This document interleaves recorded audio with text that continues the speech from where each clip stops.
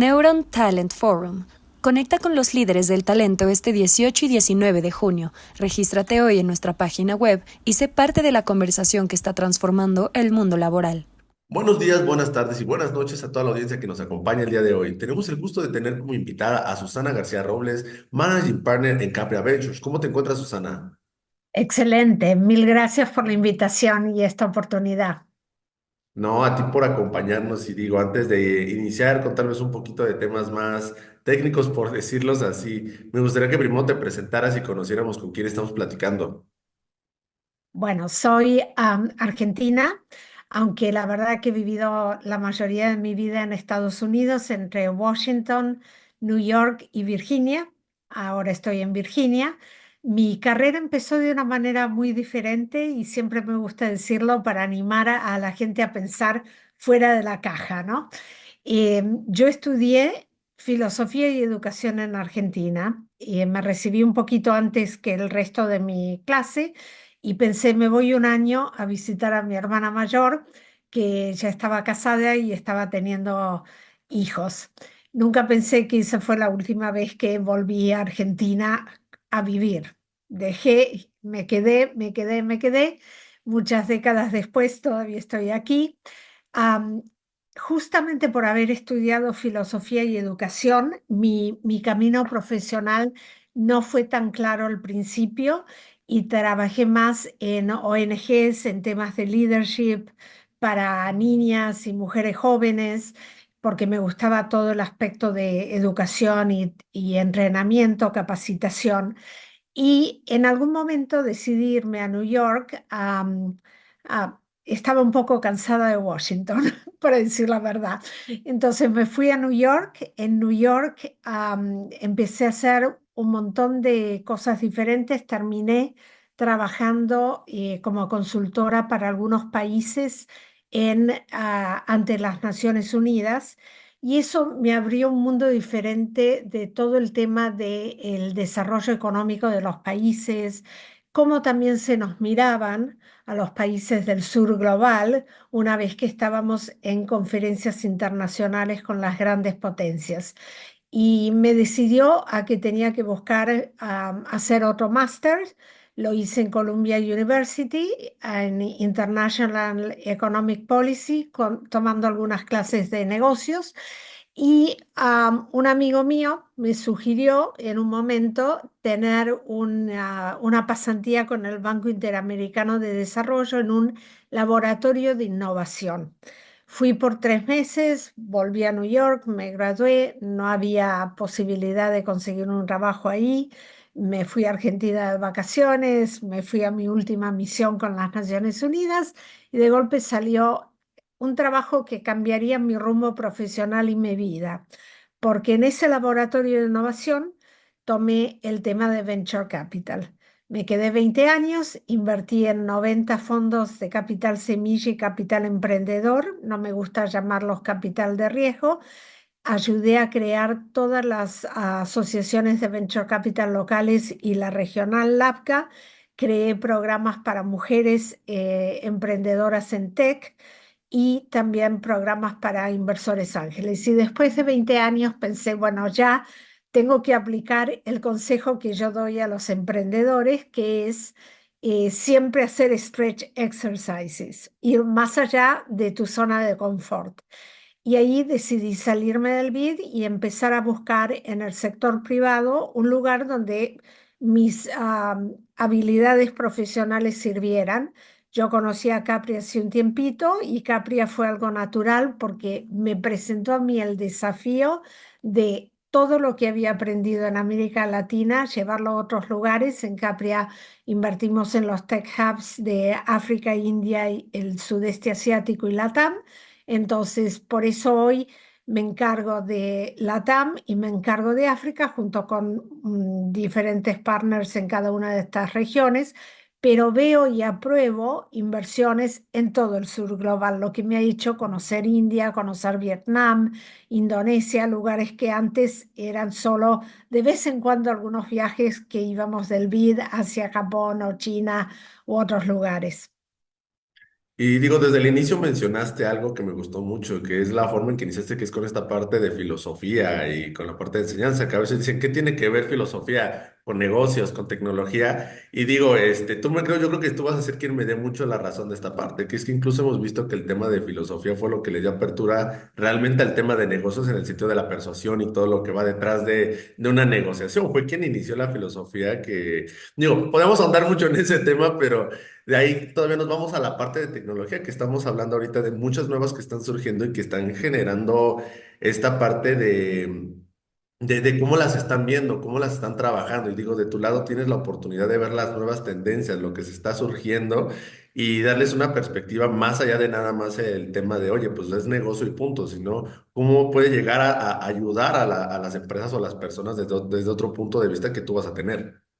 Bueno, a ver, tocaste un punto que para mí es súper relevante. Yo creo que en vez de ser un minus, ha sido un plus haber estudiado filosofía y educación. Yo cuando estoy enfrente de un emprendedor, no veo solo el deck que él me está presentando, veo a la persona que va a implementar ese modelo de negocios, cómo interactúa con su cofundador o cofundadora, tiene un equipo inclusivo, cómo trata a los demás, está pensando en un futuro donde la empresa crezca y cómo eso afecta el tema de recursos humanos. Súper importante. En todo lo de negociación, creo que mis 5 años en las Naciones Unidas me dieron casi un PhD, un doctorado en negociación, y creo que es importante saber que en las negociaciones lo que hay que dejar de lado es el sentir que esto se vuelva personal. Incluso cuando las negociaciones se vuelven duras, lo que hay que tener claro es que uno está negociando desde el punto de vista de un negocio, con todo el deseo de que de la negociación salga una idea mejor, salga un mejor documento, salga una mejor compañía. Nunca dejar caer en la trampa de que me tomo personal, que estamos encontrándonos un poco y hay un poco de conflicto. El conflicto, si se lleva de una manera siempre educada y no personalizada, lleva a que cada uno salga mejor de esa conversación. Ahora, en tecnología, debo decir que el privilegio fue de pasar a un laboratorio de innovación que hacíamos fondos verdes cuando nadie hacía nada de fondos verdes, que estábamos buscando y mirando lo que iba a ser eh, el blockchain cuando nadie estaba pensando en eso, etcétera. Me voy a un lugar como Capria, que tiene dos cofundadores que realmente vienen del mundo tecnológico, emprendedor y corporativo, pero donde ellos dos, y yo creo que también yo y los otros dos socios, uno en India y una en Nairobi, lo que somos buenos es usar nuestra experiencia. Todos nosotros tenemos bastantes décadas de experiencia para ver lo que pasó y aplicar lo que es más historia para prever el futuro. Y el tema que en Capria fue día y noche, fue el ver venir lo que iba a ser la implementación de las herramientas de inteligencia artificial generativa. Cuando la gente se estaba despertando, nosotros ya estábamos avisando a todos nuestros fundadores y gestores de fondos amigos: métanse en este tren, el vagón está libre ahora, métanse porque el tren empieza a caminar y se lo van a perder, y para el momento en que caigan en la cuenta, ya otros van a estar. Entonces, hoy, unos años más tarde, creo que honestamente somos uno de los pocos fondos que podemos mostrar casos de uso aplicando herramientas de inteligencia artificial generativa en compañías. Muchos fondos, obviamente, y ha habido un gran progreso, fondos, compañías, se están metiendo en este tema. Los fondos, creo que todavía cuando hablan de este tema te hacen la típica presentación de lo que es inteligencia artificial generativa. Nosotros vamos directamente a asumir que la gente ya entendió lo que es, aunque a lo mejor no la sepa implementar, y podemos mostrar casos en donde se han implementado. Y a nivel de compañías, lo que vemos también es que en general y en África, por ejemplo, que costó un poquito, me da mucha alegría ver que en este último semestre todos los emprendedores con los que hablamos tienen de alguna manera incorporado GenAI en inglés, ¿no? Pero el tema es qué tipo de incorporación. Hay un primer nivel de incorporación a nivel de la compañía que le da más eficiencia en sus operaciones. De ahí se llega a un segundo nivel donde hay una elevación, una superación de la experiencia con el cliente. Y de ahí se llega al tercer nivel, que digamos es donde todos queremos que lleguen las compañías, de usando inteligencia artificial generativa ser capaces de crear nuevas líneas de negocios antes impensadas, sin estas herramientas, o llegar a nuevos mercados. Y por ejemplo, el típico tema de llegar a nuevos mercados es, antes era un problema si uno, por ejemplo, en África no podía hablar todos los idiomas y dialectos dentro de un mismo país muchas veces. Hoy las compañías que ya están aplicando las diferentes herramientas de GenAI, pueden empezar a abrir nuevos mercados porque eso está solucionado.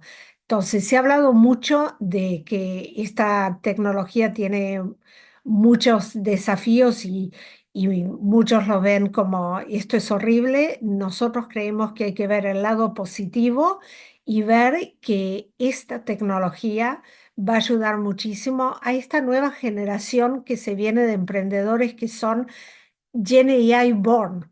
O sea, nosotros tuvimos que aprenderlo, pero ya las nuevas generaciones nacen en el medio de esta tecnología.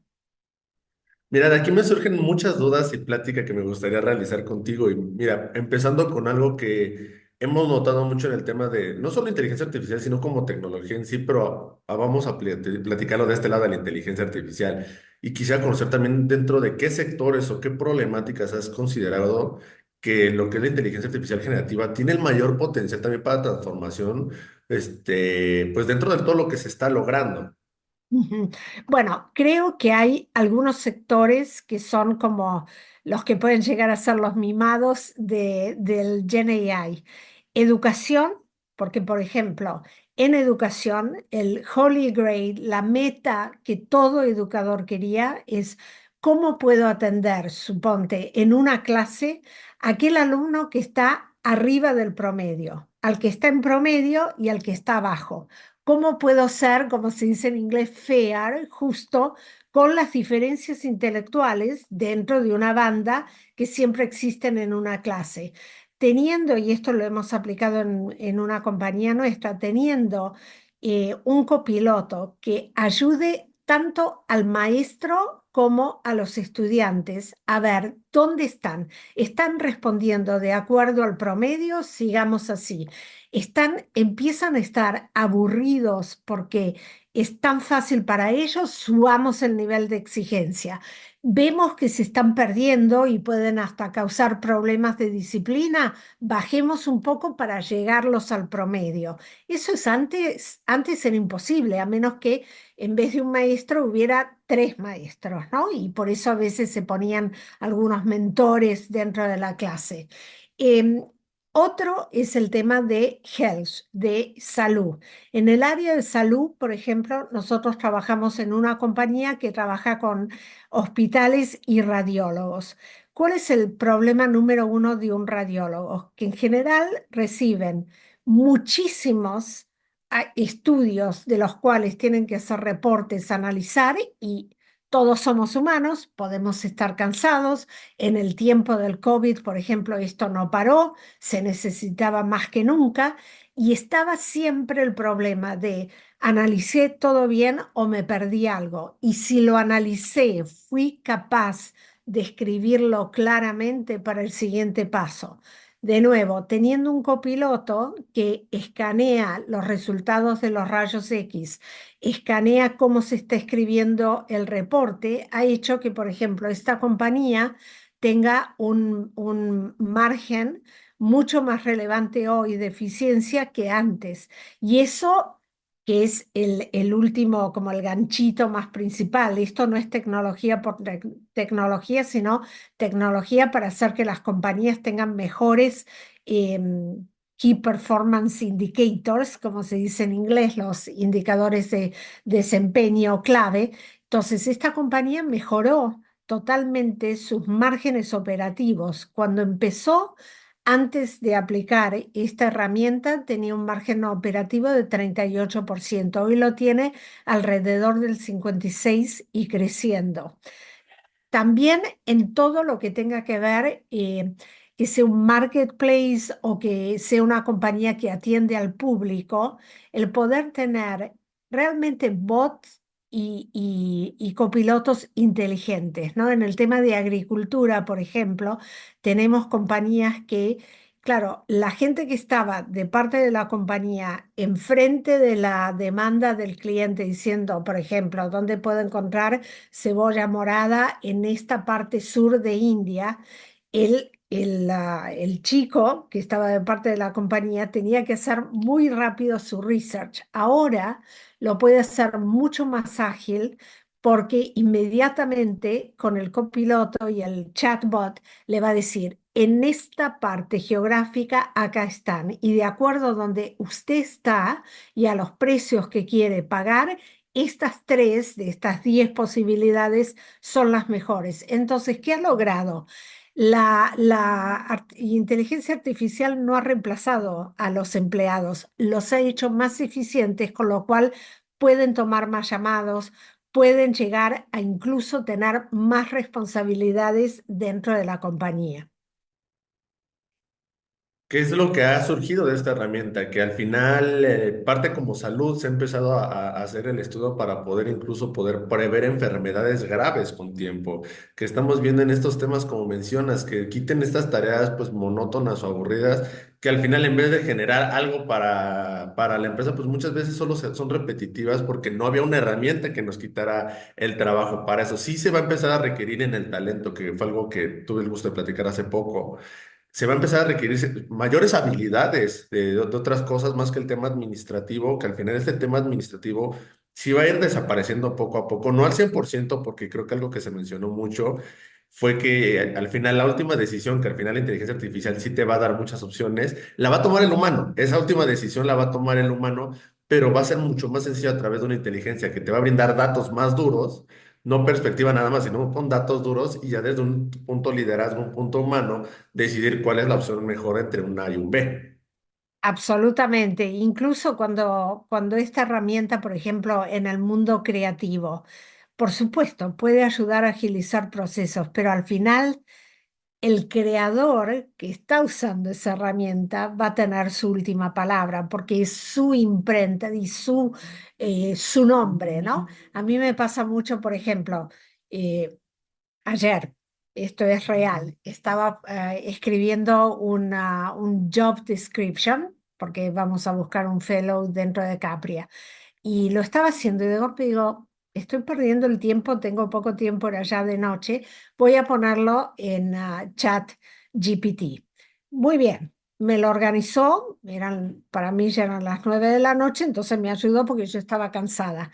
¿Lo puse como me lo escribió chat GPT? No, porque ahí empecé a ver, no, cuando dice esto, esto no va a ser, esto. Entonces, es una gran ayuda para la eficiencia, pero la gente no debería hacer copy-paste.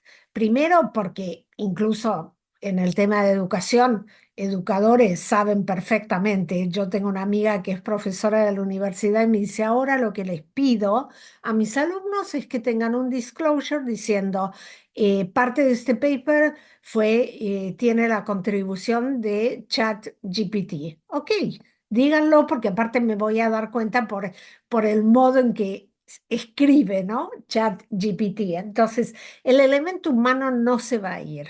La tecnología no nos viene a reemplazar, nos viene a ayudar a ser ese compañero de viaje en los negocios. ¿Qué es lo que sucede con todas las tecnologías? Que al final van a seguir existiendo más, van a existir nuevas y van a generar tal vez un miedo que tienen, oye, pero va a desaparecer trabajos, pero también crean que platican mucho el tema de ingeniería, pues se va a solicitar más. El hecho de que claro. exista más tecnología va a aumentar esto. Tema sostenibilidad también va a generarse mucho. Y de hecho, yo quería preguntar también de tu lado, en esta parte tecnológica no se habla tanto de la parte de sostenibilidad, pero sabemos que una inteligencia artificial tiene un cierto consumo por cantidad de palabras o por cantidad de cosas que produce. ¿Ustedes están trabajando en algo junto con las empresas de tecnología para bajar esta huella de carbono que se está empezando a generar a través de la tecnología? O si tienen mismas empresas de tecnología que estén viendo que ya estén haciendo algo para esto. Este es un tema que ha surgido muy recientemente.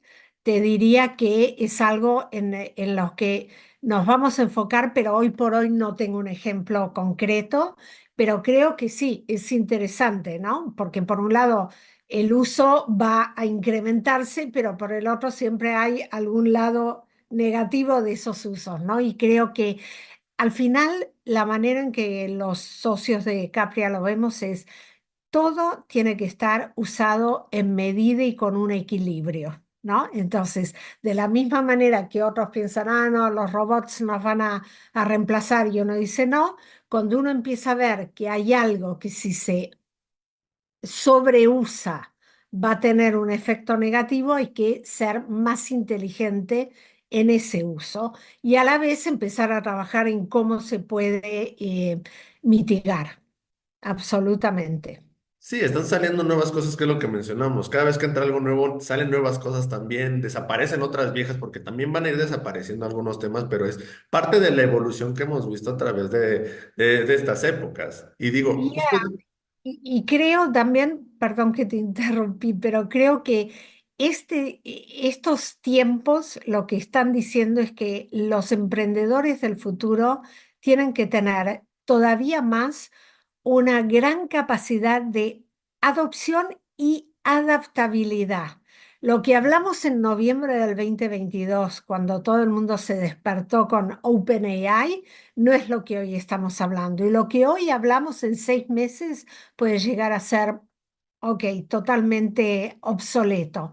Entonces, eso, si uno encuentra, por ejemplo, un fundador que cree que ya dominó todo y que ahí se va a quedar, esa persona no va a tener una compañía exitosa, porque aunque tiene que fundarla y crecerla con los pies en la tierra al día de hoy, tiene que saber que se vienen cambios en los que ese pivoteo constante no va a ser malo, sino que es adaptación y adopción de lo que se viene. Entonces, nosotros en Capria normalmente decimos que nos gustan fundadores que les gusta aprender toda su vida.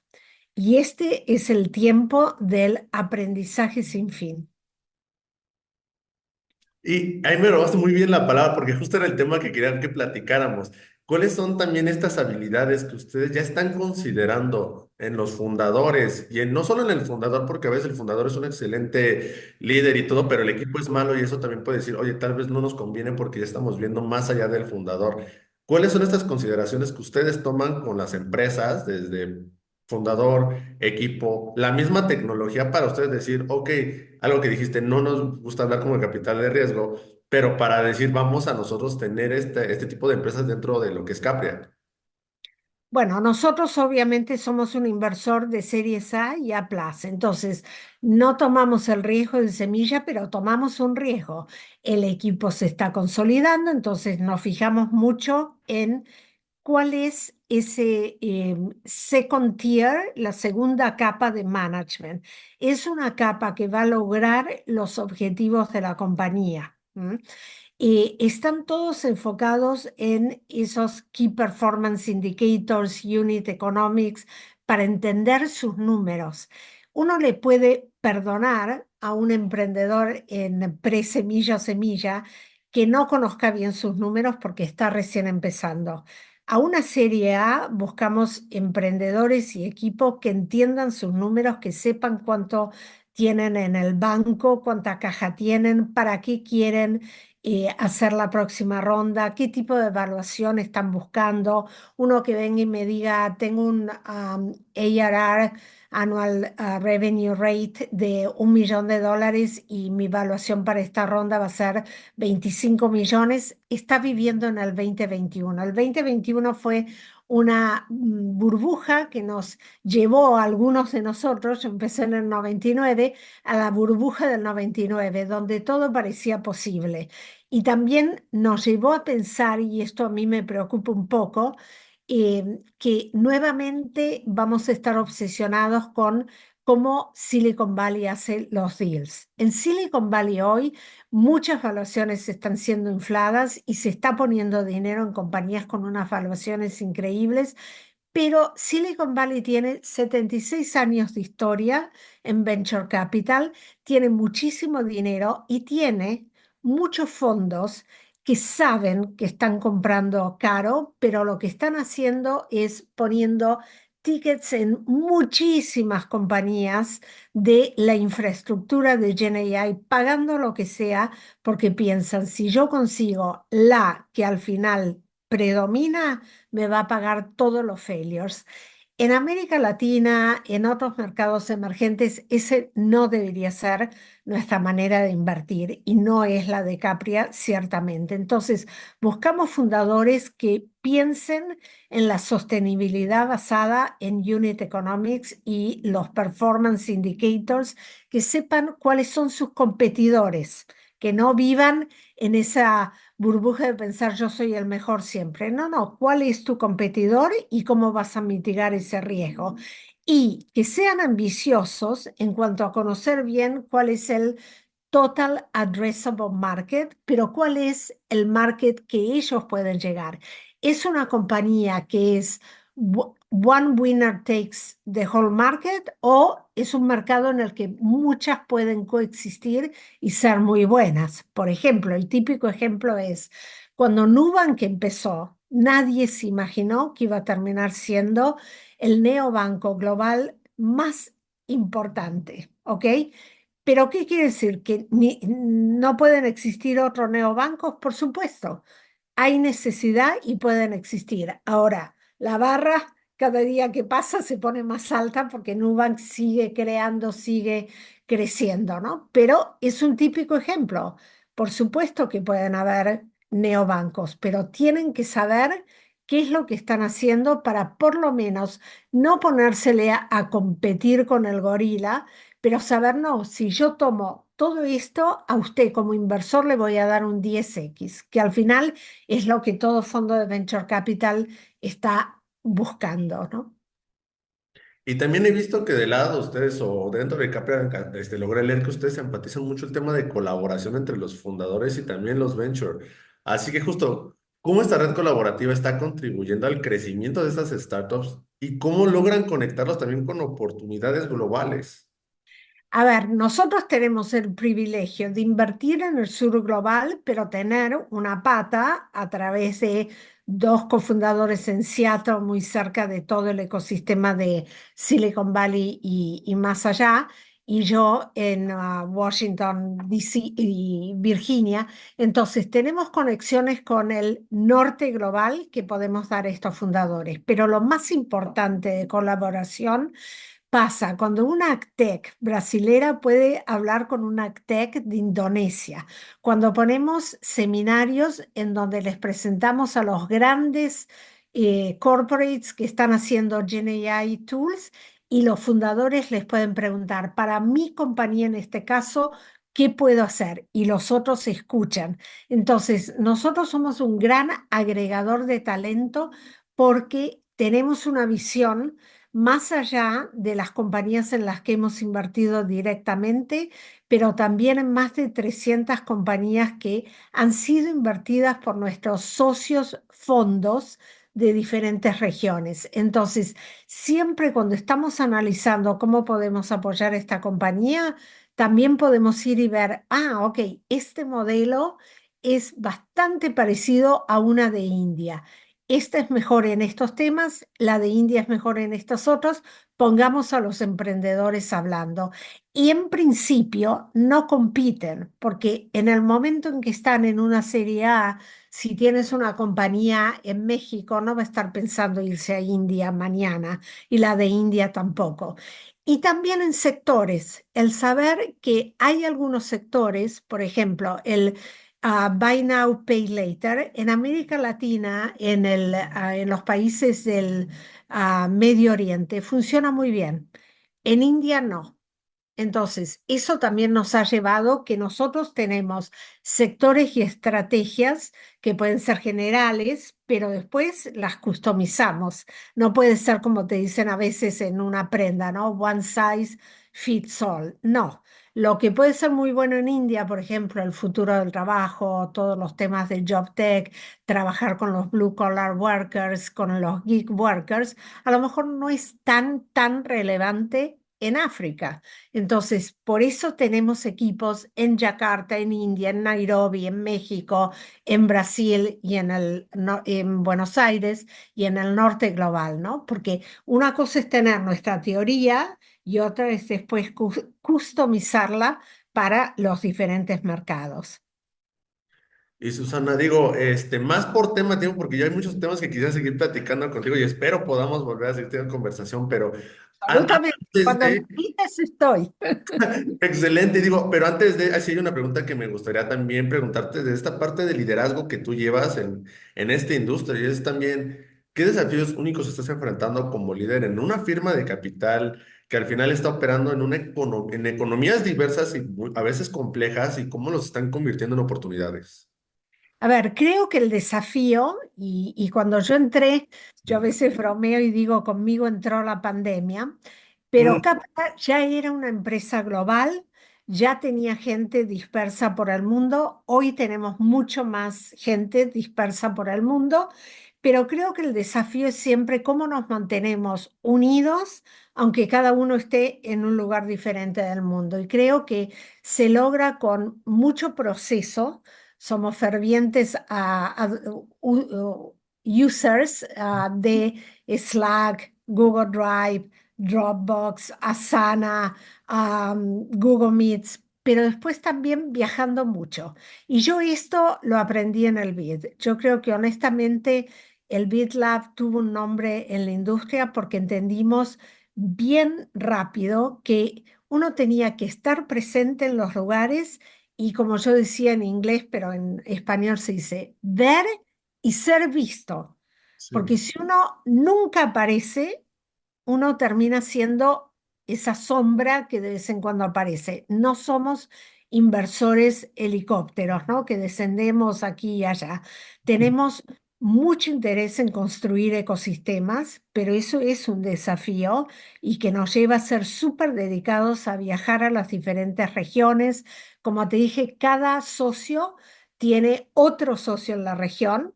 Yo soy Partner of Record de LATAM y sin embargo Will está conmigo en LATAM.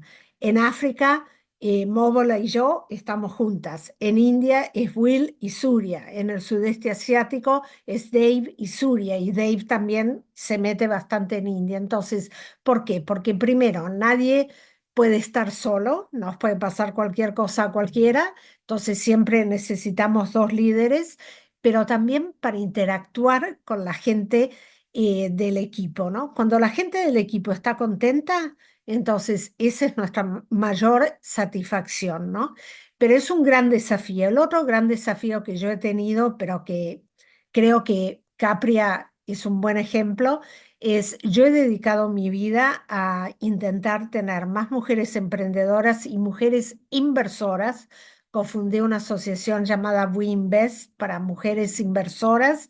Tenemos 408 miembros en América Latina, en la parte este y oeste de Estados Unidos y en España, que invierten de alguna manera, aunque sea 10% de sus fondos o de su family office en América Latina. En Capria, de acuerdo al día, digamos, porque estamos siempre entrevistando y contratando fellows y otra gente, tenemos o 50-50% de diversidad entre hombres y mujeres, o 49-51 o 52-48, pero realmente nuestra diversidad va mucho más allá del género. Somos gente que habla diferentes idiomas, incluso el idioma inglés, que es el oficial de Capria, con diferentes acentos, y no pasa nada. Nadie vino de la misma alma mater. Nadie tiene esa sensación, somos del mismo club. ¿M?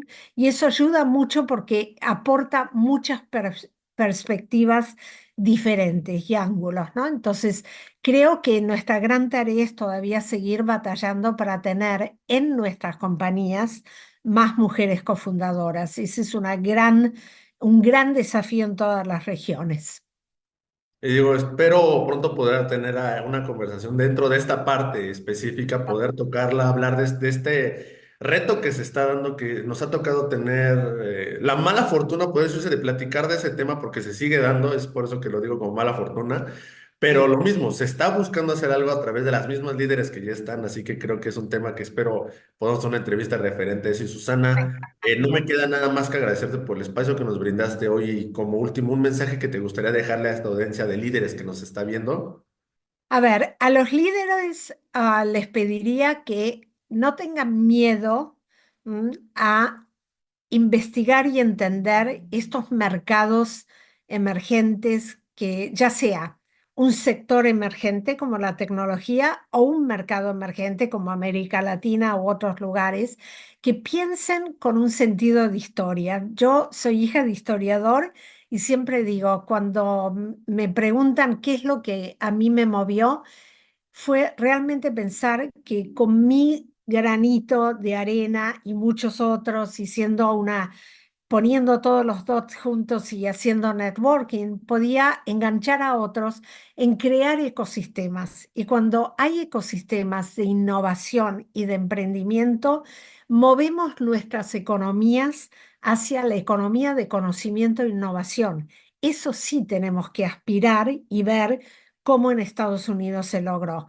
Y el último punto sería, tanto a nivel de líder empresarial, como si ustedes trabajan con emprendedores o con cualquier tipo de persona, siempre pensar que el fracaso no te hace un fracasado, sino una persona con experiencia, si el fracaso se une al aprendizaje de ese fracaso.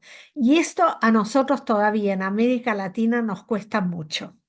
Todavía se nos ve, si uno habla de algo que no te salió bien, como algo, fracasaste. No, soy una persona con experiencia. Y en Estados Unidos, yo no te puedo decir desde chicos, cómo se les instruye a los chicos a no tener miedo a probar, pivotear, cambiar y aprender de lo que no salió bien. Y Susana, quiero terminar la entrevista justo con con ese bonito mensaje, este último plática que nos pudiste dar y agradecerte por el tiempo que nos diste hoy dentro de esta entrevista para poder ver algunos temas, porque al final sabemos que todos se pueden ahondar aún más, que puedas dedicarle a cada uno sus horas y por eso te agradezco también por el espacio que tuviste hoy para poder conversar y en caso de que alguien quisiera averiguar más o investigar más de lo que es Capria, ¿dónde los encuentran también? Que vayan a nuestro website, que es muy fácil, www.capria.vc, como Venture Capital, que vayan a información, que nos manden emails, que nos busquen en LinkedIn por nuestros nombres, Will Poole, Dave Richards, Susana García Robles, Surya Manta, Mobola da Silva, que vean, tenemos un Capria Ventures, un Capria Latam, Capria India, Capria África, Capria Sudeste Asiático. En Twitter es lo mismo. Entonces, que nos busquen y nos hablen. Vamos a llegar a ustedes. Pues Susana, nuevamente gracias y agradecemos también a la audiencia que nos acompaña aquí para estas entrevistas. Ya tienen la página para poder buscar si están interesados en conocer más o investigar algo directamente con ellos. Les agradecemos el tiempo que siempre nos dedican en estas entrevistas. A todos les deseamos una excelente tarde. Hasta luego.